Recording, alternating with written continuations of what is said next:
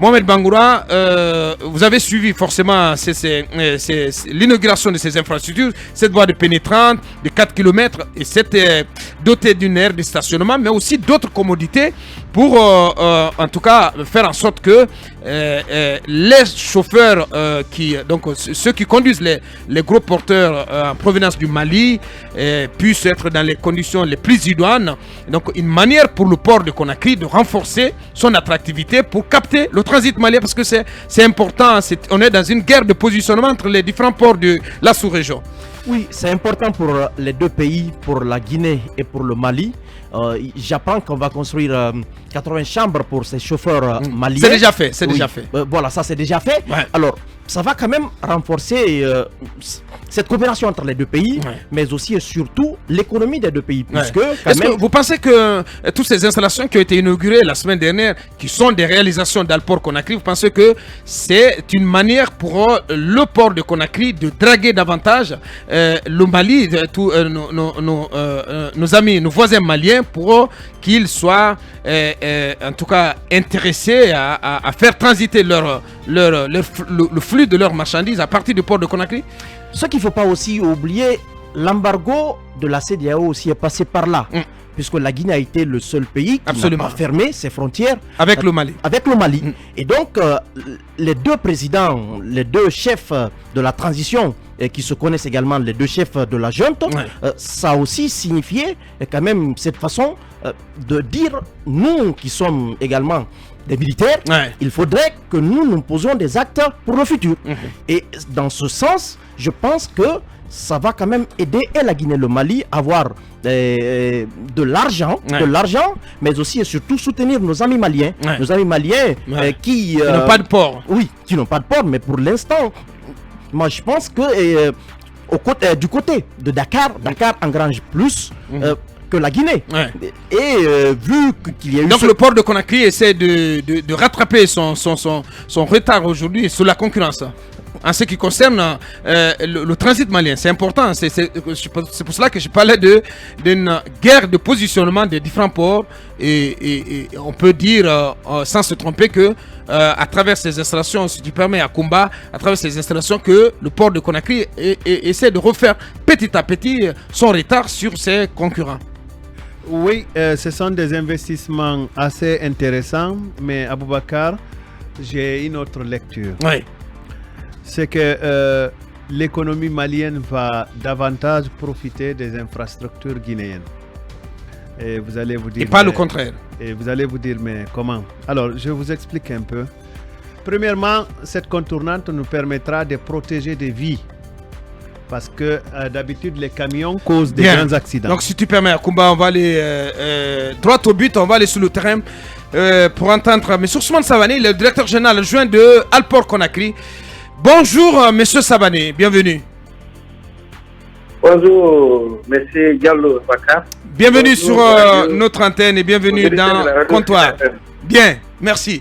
Allez-y, Basseko, par rapport aux réalisations d'Alport, pour charmer les voisins maliens. Oui, alors, une contournante réalisée, c'est aujourd'hui l'illustration, en tout cas, de la bonne coopération entre la Guinée et le Mali.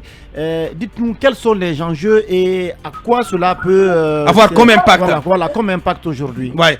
Parce que ce qui est en ligne de mire, c'est comment le port de Conakry peut se positionner ou se repositionner pour capter, en tout cas, pour capter beaucoup plus le transit malien. C'est ce qui est en jeu.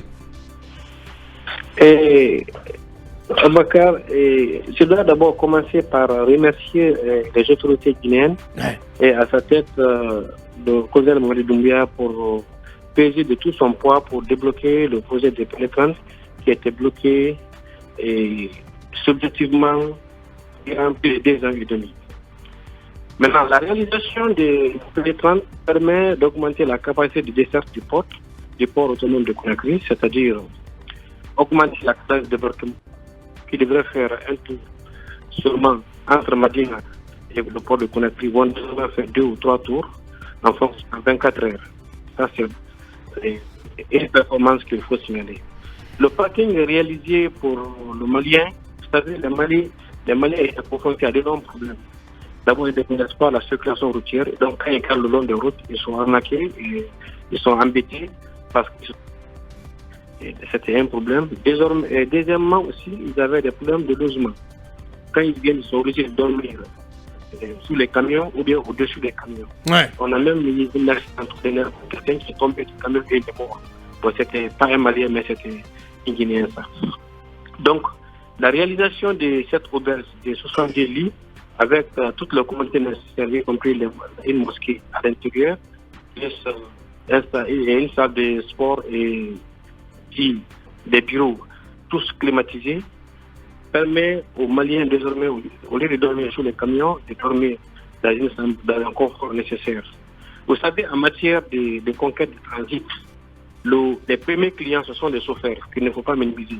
Parce que si le chauffeur ne veut pas aller prendre des marchandises, c'est pas bon pour vous. Donc, pour tous les professionnels maritimes, il faut privilégier d'abord le chauffeur.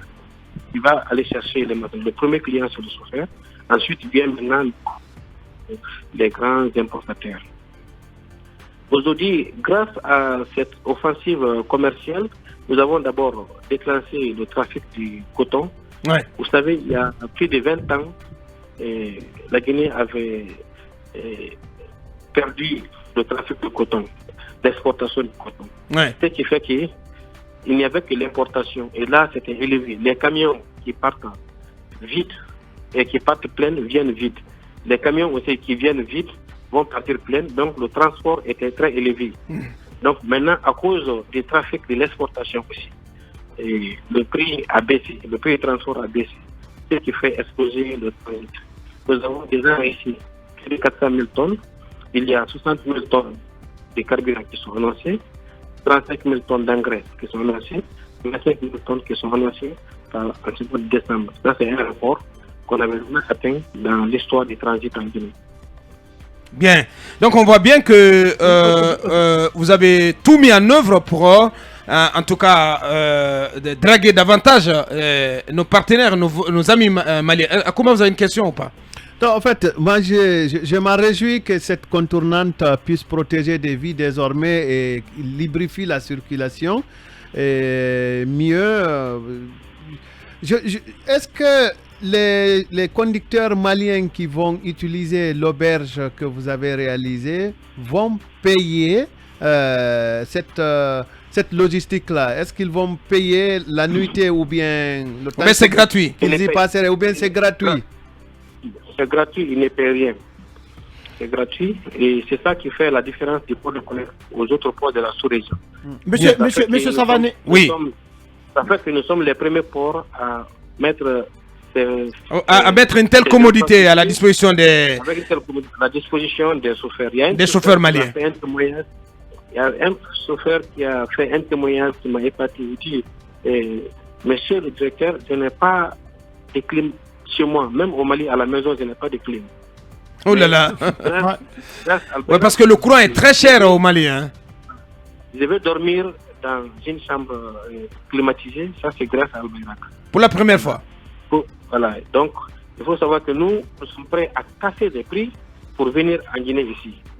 La commodité que nous recevons. Vous voyez, déjà, ça, c'est un facteur d'action de transit. Oui, mais à côté, M. Savané, il y a certains aspects liés au trajet Bamako-Conakry qui ne sont pas du tout à l'avantage du port de Conakry. C'est notamment le trajet routier. On sait bien que ce tronçon, en fait, ce trajet entre Conakry et Bamako, je parle bien entendu de la route, elle n'est pas dans un parfait état.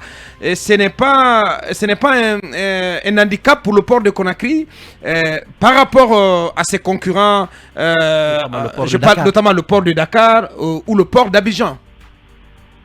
Oui, effectivement, les routes sont une préoccupation, mais que les efforts sont en train d'être fournis dans les essences entre les autorités. Et pour compenser cette perte liée au trafic routier, le gouvernement malien a réduit, a fait une diminution de pourcentage par rapport aux droits de douane comparativement aux autres ports de la sous-région. C'est-à-dire les marchandises qui viennent bien au port de Conakry bénéficient d'une réduction à la différence des autres ports qui n'ont pas. Ça, c'est un point important. Aussi, les conditions, le coût des passages portuaires se mesure aussi par la facilité. Il n'y a pas de surcharge sur le navire, il y a le terrain de débarquement qui est très élevé, qui est très important. Ça permet aussi de compenser en quelque sorte la perte pour être plus compétitif sur le marché. Et vous savez, sur les 7 millions de tonnes de potentialité, la Guinée n'avait pas 1% de potentialité. Alors que malgré la proximité géographique. Mais aujourd'hui, avec l'offensive commerciale que nous sommes en train de mener, et avec le soutien des gouvernements, nous sommes en train de nous positionner en tant qu'incontournable en matière de transit. Et vous savez que nous avons été classés pour le port le plus performant en Afrique de l'Ouest, et aussi le 8e port africain. Mais aujourd'hui, on vient de se classer aussi le port le plus puissant en termes de capacité d'élevage de colis lourds en Afrique de l'Ouest et du Centre. Ça, c'est tout qui vont attirer les trafics. Et tout ça en grande partie grâce à Alport Conakry, monsieur le directeur général adjoint? Bien sûr, grâce à Alport Conakry. Bien. À tout seigneur, tout honneur. Pour accompagner le gouvernement guinéen. Bien, Mohamed Bangoura, avant-dernière question. Alors, cette offensive commerciale devrait rapporter combien à la Guinée? Je parle du coût. Quelles seront les retombées économiques pour la Guinée? Quelles sont les retombées attendues? Très bonne question, Mohamed. Sur, les retombées sont à plusieurs niveaux. Oui, allez-y. Il y a plusieurs agences de manutention, de consignation en Guinée. Ces agences-là ont augmenté d'affaires, donc ont augmenté la productivité. Deuxièmement, la main du docker. Les dockers ont plus de 4 000 dockers et ça va que le besoin en emploi va créer l'emploi. Vous savez aussi le nombre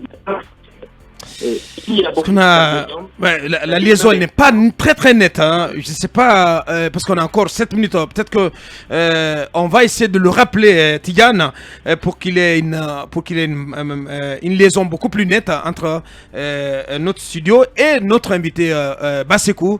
Voilà, il évoquait les avantages attendus de, en tout cas, cette volonté des deux pays d'intensifier leur coopération, et en mettant à contribution le port autonome de Conakry qui se repositionne face à la concurrence pour capter le maximum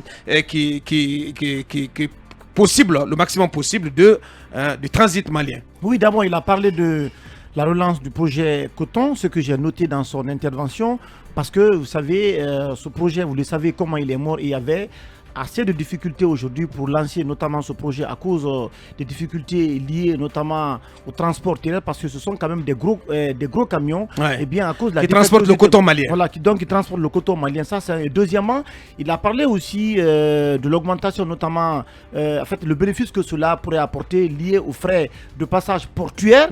On va l'écouter pour en savoir davantage. M. Ousmane Savané, de retour, vous étiez en train d'évoquer les retombées attendues de toutes ces facilités que vous mettez en place au niveau du port autonome de Conakry pour continuer à capter le maximum de transit malien.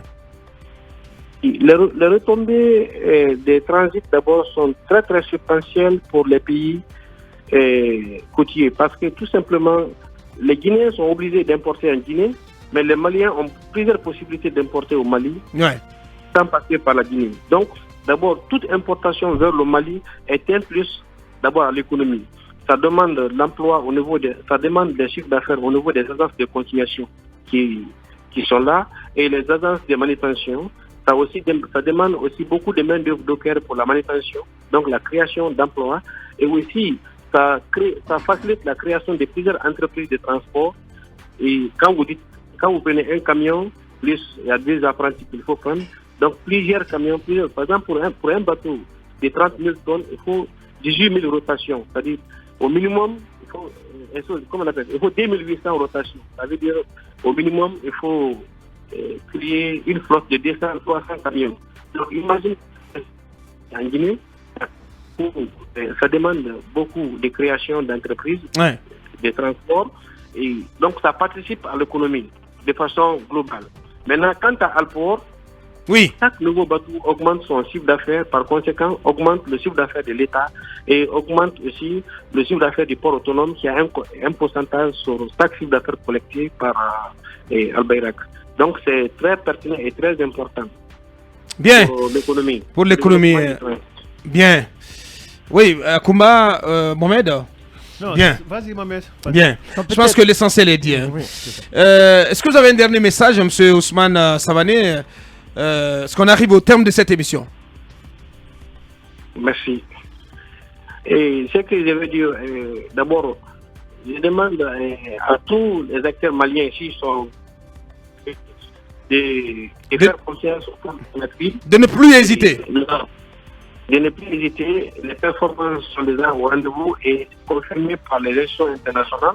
Et aussi, je lance un remerciement aussi au gouvernement guinéen Ouais. qui ne cesse de Al-Bayrak et aussi qui a respecté ses engagements en matière de tous les contrats souscrits, de tous les engagements internationaux signés avec l'État guinéen. Bien. Qui est en train de respecter.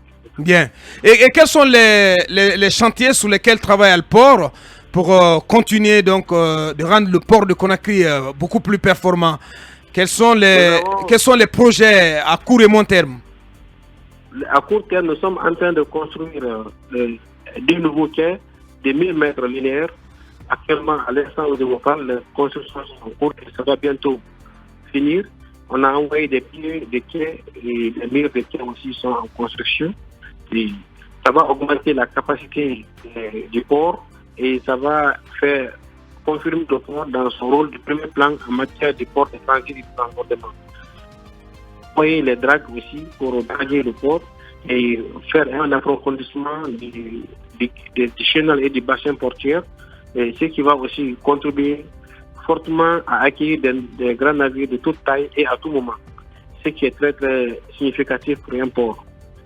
Et plusieurs autres sont en cours, notamment l'éclairage, notamment la surveillance. Nous avons déjà installé 200 caméras de surveillance et les caméras CCTV qui permettent de stocker pendant plus de 2 ans ou de tracer pendant plus de 2 ans le passage de quelqu'un qui est passé au port de Conakry. Bien. Cette toute dernière question, c'est celle d'un auditeur. Soit dit en passant, quelle est la capacité d'accueil de votre aire de stationnement qui est arrimée à la contournante? Elle peut recevoir combien de camions? Et puis, en temps plein, elle peut recevoir 1200 camions, mais ça, c'est la première phase. Elle va aller jusqu'à 1004 camions. Très bien. Et les citernes aussi doivent, un parking citerne qui est aussi prévu et qui est en cours de réalisation. Et la deuxième phase, les citernes aussi vont disparaître de la ville, du centre-ville pour venir garer et approvisionner pour la ville de Conakry. Voilà qui est dit. Et il ne reste plus qu'à vous dire merci, M. Ousmane Savané. Merci de votre disponibilité et merci pour toutes ces précisions. C'est terminé aujourd'hui à Koumba. Merci. Mohamed Bangoura, merci. Merci. Monsieur le rédacteur en chef, merci. Merci. Vous a pris au pif. Merci. Ça n'est terminé. Merci à Tigane et merci à tous ses assistants. Merci aussi à Ibrahim Assila qui a donc assuré le live streaming de cette émission. Derrière nous, c'est le quiz Qatar 2022 avec Ravel Sovogui. Et vous avez la possibilité de vous faire le maximum de cadeaux à travers ce nouveau programme de la direction des programmes de Film Guinée. Merci de l'attention et restez en notre compagnie. Le programme continue sur Film. Au revoir.